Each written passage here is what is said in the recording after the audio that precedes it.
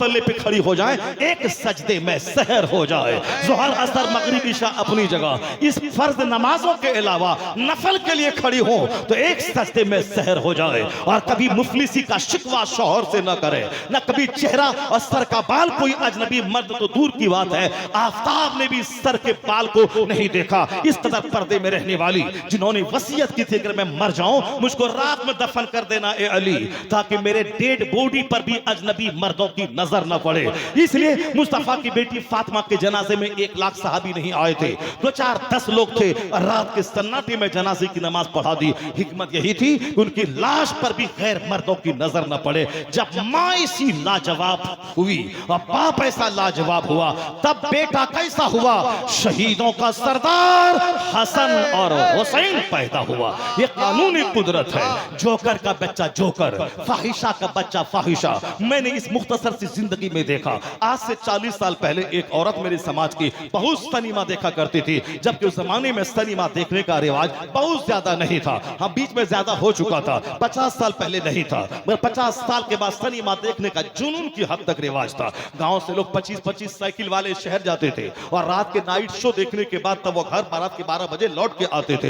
एक जुनून था सिनेमा देखने का। लोग ईद के दिन नया जुनून था, वो देखते थे। वो औरत थी, हाँ, औरतों में जुनून कम था, मगर गांव में मालदार घराने की एक खातून थी जो सिनेमा देखती थी। मालूम है उसकी बेटी की कहानी सारा गांव सारा इलाका जान रहा है कि जैसी माँ वैसी औलाद। एक हमारे मदरसे का चपरा मदरसे का चपरा की बावर्चिन है, वो अभी जिंदा, उसका शौहर मर गया। शौहर पक्का शराबी नंबर 1 था। उसका बेटा देखने में शरीफ लगता था। मदरसे में मैं पेंट का सारा काम उससे करवाता था।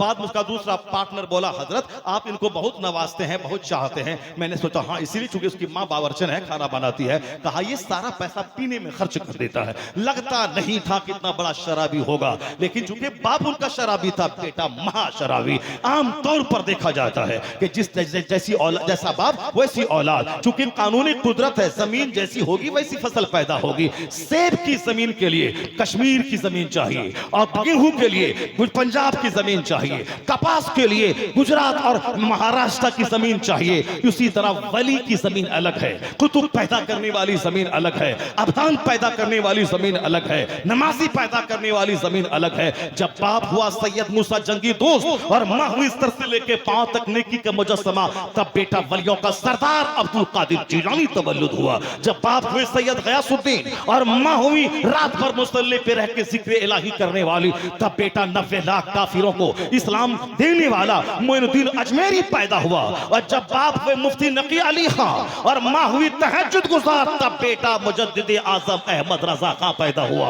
और जब बाप हुए अहमद रजा खां, तब बेटा मुफ्ती आजमी हिंद पैदा हुआ। और जब दादा हुए हुज्जतुल इस्लाम के काफिर देखे तो कलमा पढ़े, और नाना हुए मुफ्ती आजम हिंद फासिक देखे तो वली बन जाए। अब बाप हुए मुफस्सिर आजम हिंद के 1 लाख मुरीद की मौजूदगी में 1 टाका के लिए हाथ नहीं फैलाने वाला। और माँ हुई अपने सारे जेवरात को जरूरतन बेचकर मंजर इस्लाम के मुदर्रिसिन की तनख्वाह दिलाने वाली। और जब माँ हुई ऐसी, अब बाप हुए वैसे। दादा हुज्जतुल इस्लाम, नाना मुफ्ती आजम हिंद, बाप मुफस्सिर आजम हिंद, माँ जेवरात बेचकर मदरसा चलाने वाली। और पर नाना परदादा हुए अहमद रजा खां फाजिल बरेलवी, तब उसी कोख का बच्चा 10 करोड़ मुरीदों का मुर्शिद बरहक ताजुल शरिया अख्तर रजा का अजहरी पैदा। नारे तकबीर, नारे रिसालत, मसलके आला हजरत। सिर्फ धागा बांधने की कहानी सुनने वाला, सिर्फ धागा बांधने की कहानी सुनने वाला, एक चादर डाल दे मज़ार पे, उसके बाद दूसरी चादर मत चढ़ा जब तक कि चादर पुरानी ना हो जाए। कब्र का तवाफ करना हराम है, कब्र का सजदा करना हराम है। ये दूसरे लोग तो चाहते ही है कि उनकी तरह जंगल झाड़ पहाड़ पेड़ पौधा नदी नाला बंदर सुअर चुचंदर सबके सामने तुम झुक जाओ। वो तो चाहते तुम ऐसा हो जाओ, मगर तू बता दे कि मैं सिर्फ खुदाए वाहिद के सामने झुकने वाला, मैं तमाम चीजों के सामने झुकने से बेनियाज हूं।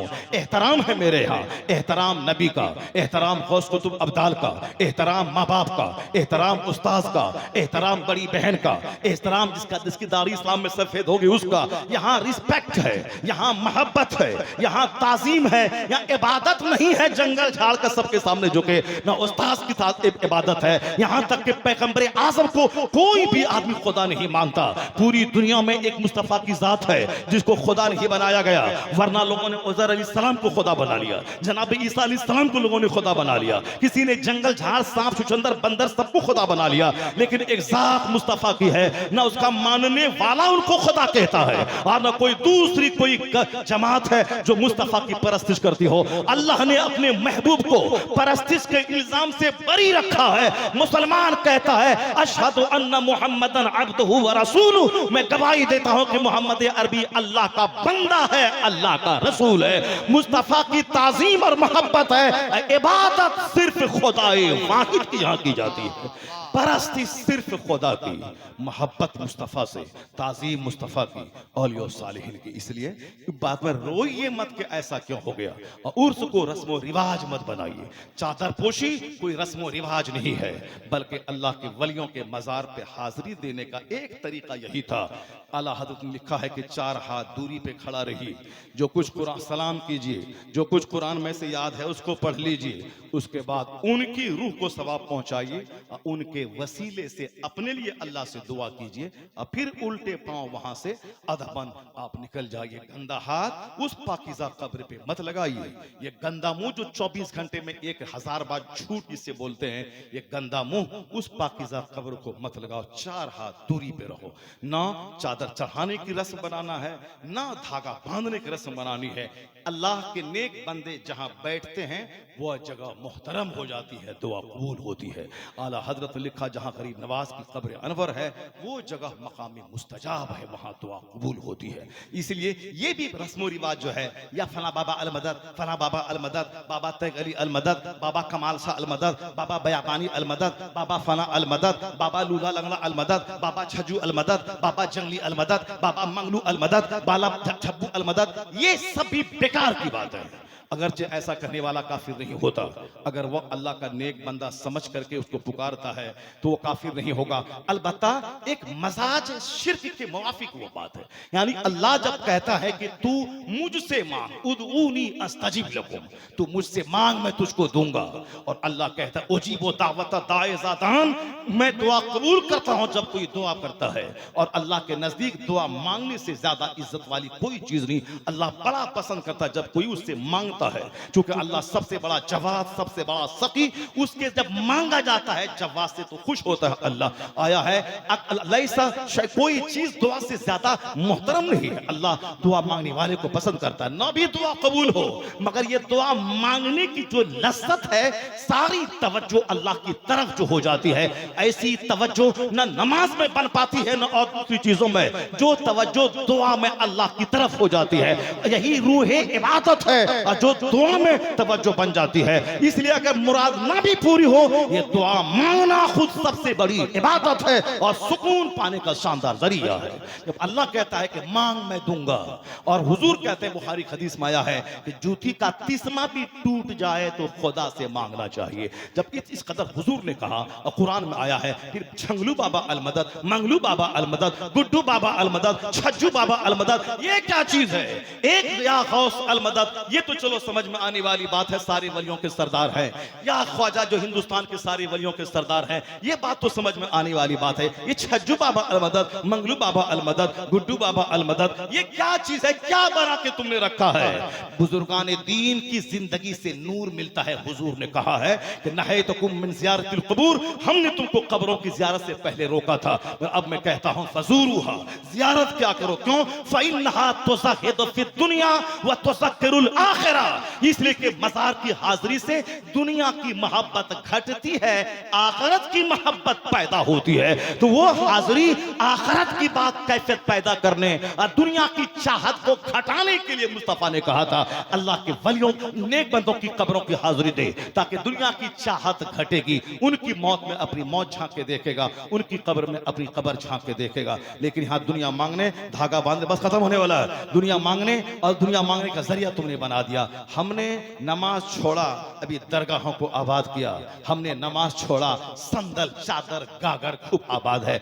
कोई बता हम जा रहे हैं अजमेर हर महीने की 6 तारीख को, तो तुम क्या समझता मैं बहुत बड़ा सुन्नी आदमी हूं? नहीं है तुम सुन्नी, तुम है पक्का दुनियादार। तुम बेटा के लिए जाता है, तुम बेटी के लिए जाता है, ये तुम जाते हो कि हिंदुस्तान के सबसे बड़े मुबल्लिग है गरीब नवाज, 90 लाख मुशरिकों को ईमान दिया। जरा हम देखें जो पूरी जिंदगी हिंदुस्तान के लिए निचोड़ दिया, न जमीन खरीदी न मकान, सिर्फ इस्लाम की तबलीग की है। जरा देखें अजमेरी बाबा का मजार कैसा है, जो हिंदुस्तान का सबसे बड़ा दाई कबीर है, मुबल्लिग आज़मी हिंदुस्तान है। जरा मैं उस मोहसिन को सलाम करके आऊं, कोई नहीं मिलेगा। यह सारी भीड़ लगी है दुनियादारों की, और हम खुशफहमी में मुब्तला है कि सारे सुन्नी वहां आ रहे हैं। कोई सुन्नी उन्नी नहीं आता, बहुत कम परसेंटेज है, ज्यादा परसेंटेज दुनियादारों की है। नहीं सुना तुमने, एक शौहर अपनी बीवी से बड़ा तंग था, और तंग था, सोचता था क्या करूं, मारूंगा तो जेल जाऊंगा, खुद कोई ऐसा रास्ता निकल जाए कि मर जाए, वरना ये गाली दे दे करके मेरे सर के सारे बाल नोच रही है, छुटकारा कैसे मिले। वो परेशान हो गया, क्या करूं, मार दूं तो कातिल ठहरूं,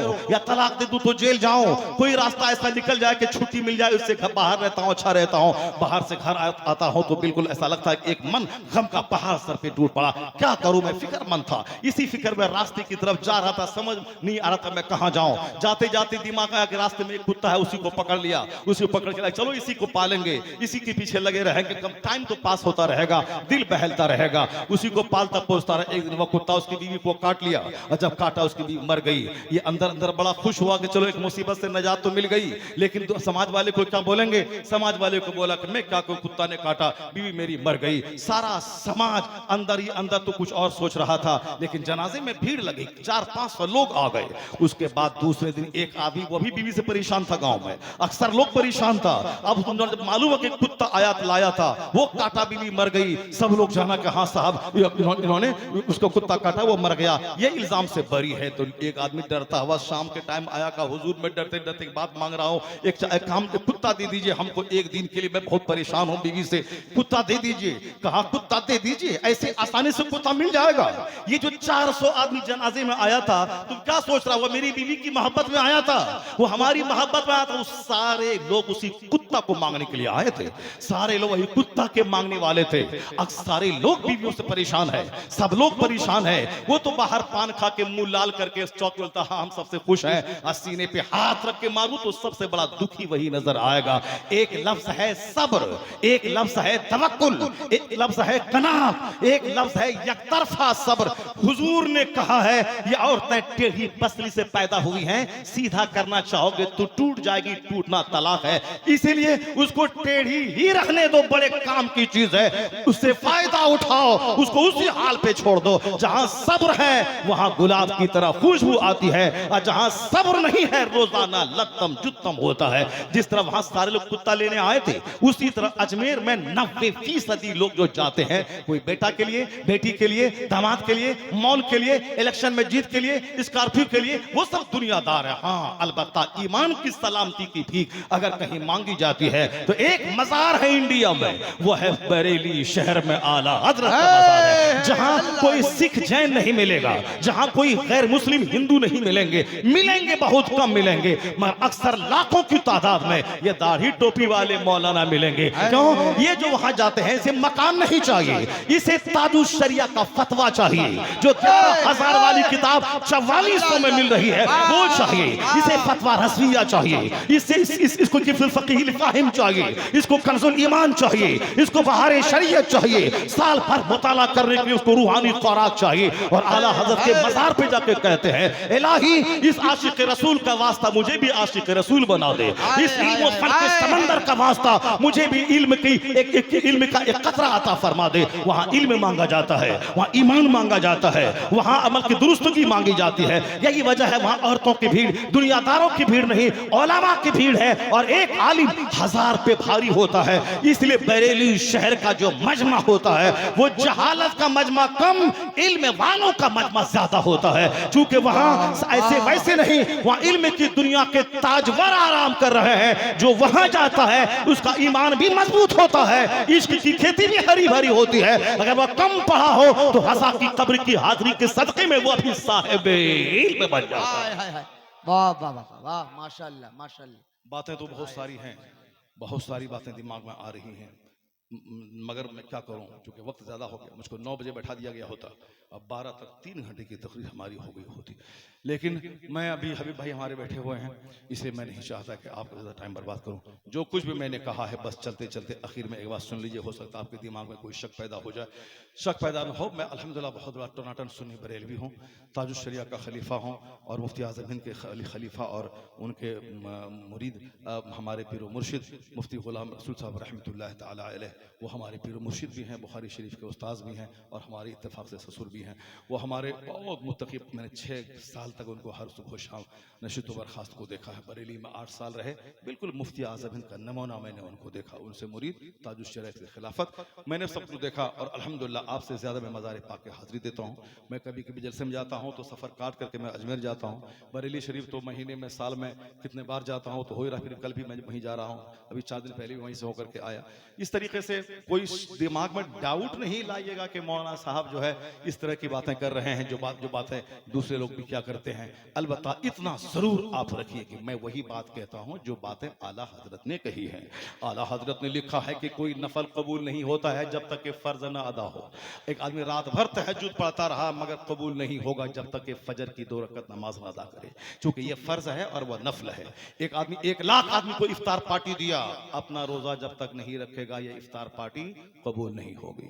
अपना हज फर्ज है, 50 मौलाना को हज करवाना ये नफल है, और जब तक अपना हज नहीं करेगा ये सारा हज की नेकी लटकी हुई रहेगी, हंग मुअल्लक रहेगी, जब तक कि अपना फर्ज ना अदा करे।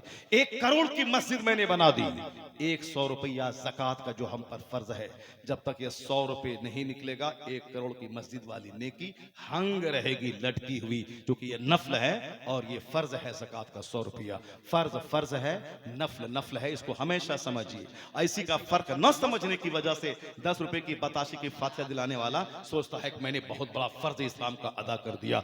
जुलूस से मोहम्मदी, 11वीं का बकरा, मुहर्रम का खिचड़ा, बाबा तैगली के मज़ार पाक का उर्स, गरीब नवाज की छठी, ये सब अच्छा काम है, नफल है, कोई गुनाह और हराम का काम नहीं है। हाँ अलबत्ता वहां औरतें मर्द आपस में भीड़ जाएं वो हराम है, कोई लड़की लड़का से लेके भाग जाए वो हराम है, वो अलग चीज है। मगर पाकीज़ा तरीके से मजार पे जाना, फातिहा करना और वहां फातिहा पढ़ना, फिर वहां से आ जाना, नमाज पढ़ते हुए जाना, नमाज पढ़ते हुए आना, ये बहुत अच्छा काम है, जो कि अल्लाह के नेक वलियों की कब्र के सामने दुआ कबूल होती है और वहां बैठने से फरिश्तों की सोबतें नसीब होती है।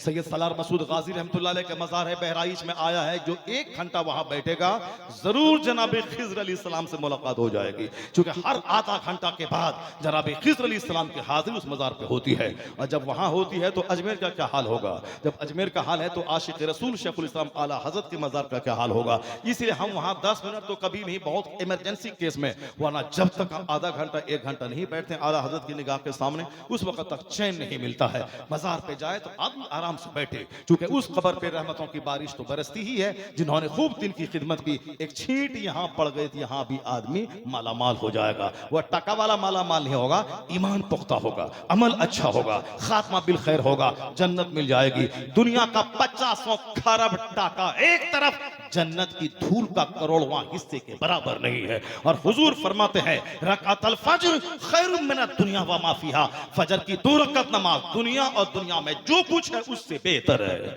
दुनिया की सारी सल्तनत से बेहतर है फजर की 2 रकात नमाज। और एक हदीस में आया है लक़दवतुन और रौहतुन फी सबीलिल्लाह खैरुम मिनद दुनिया व मा फीहा।